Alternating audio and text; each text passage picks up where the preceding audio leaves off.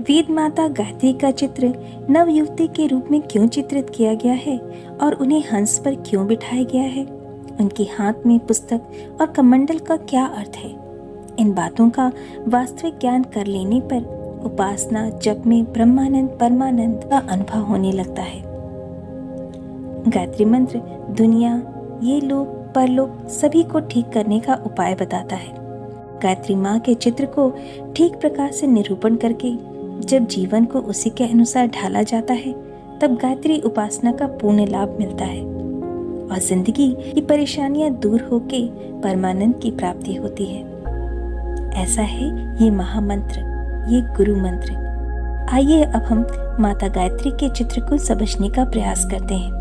वेद माता गायत्री को नवयुवती के रूप में चित्रित किया गया है। माता कहने पर किसी प्रौढ़ा या वृद्धा स्त्री का स्वरूप मन में आता है, पर यहाँ उसे एक रूप लावण्य युक्त नव यौवना के रूप में दर्शाया जाता है। इसका भी एक रहस्य है।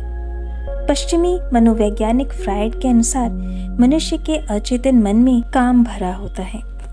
वह जब किसी युवती को देखता है तो उसके अंदर छिपी हुई काम वासना जागृत हो जाती है। इसीलिए आजकल के विज्ञापनों में नारी शरीर का चित्रण किया जाता है। इन चित्रों को देखकर लोग थोड़ी देर के लिए रुक जाते हैं और अपनी दृष्टि हटा नहीं पाते।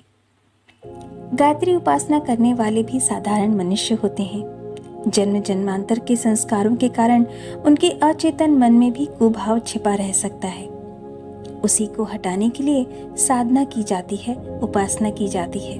गायत्री साधक दैनिक संध्या में अपने सामने वेद माता गायत्री का चित्र रखता है और जब के समय ये भावना रखता है कि मैं माता की गोद में खेल रहा हूँ, मैं उनका बालक हूँ, वो मेरी माता है। उस समय ये चित्र कोई कुभावना उत्पन्न नहीं करता। उस नवयुवती के चित्र में मातृ भावना दृढ़ होती चली जाती है।